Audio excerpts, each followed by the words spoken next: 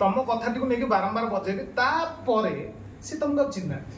ତମ ଯଦି ତାଙ୍କ ପାଖରେ କ'ଣ କାମଟି ପଡ଼ିଲା ସେ ତମକୁ ଆଉ ଚିହ୍ନାନ୍ତି। ସେ ସମୟରେ କିନ୍ତୁ ଏତେ ଉତ୍ତମ ବ୍ୟବହାର ଯେମିତି ମାଉସୀ ପୁଅ ଭାଇ ମେଳାରେ ହଯାଇଥିଲା, ବୋଲେ ଭଲ ଅଛନ୍ତି ଏଇ ଖାଇଛନ୍ତି ଦାନ୍ତଟିକୁ ଏମିତି କେଲେଇବେ ମାନେ ଇଏ ଏକା ମାନଙ୍କ କ୍ଲୋଜଅପରେ ଦାନ୍ତ କରୁଛନ୍ତି, ଆଉ କେହି ନାହିଁ। ଏତେ ସୁନ୍ଦର ବ୍ୟବହାର ପ୍ରକାଶ ହସିଲା ପରେ କେହି କାହାର ନୁହଁ। ଏଇଭଳିଆ ବର୍ତ୍ତମାନ ସମାଜରେ ଚାଲିଛି। ବହୁତ ଚିତା କଟା ରତନୀ ବୁଲୁଛନ୍ତି ମାର୍କେଟରେ, ଯେଉଁମାନେ କେବଳ ନିଜର ଫାଇଦା ପାଇଁ, ମାନେ ମୁଁ କାହାକୁ କହୁନି, 90% ମାନେ ଏଇ ଲାଇନର ପ୍ରଫେସନର ଗୋଟେ ସ୍ମିତ ହାସ୍ୟଟି ଦେଇଦେବେ,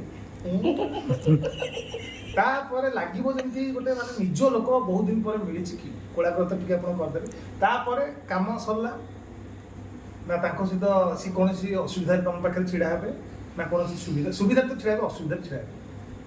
ମାନେ ଏଇଟା ଦୁନିଆର ସତ୍ୟ, ଠିକ ନା ଭୁଲ? ଆଜ୍ଞା, ନିରାଟ ସତ କଥା। ନା ଏଇଟା ତ ସମାଜରେ ଚାଲିଛି।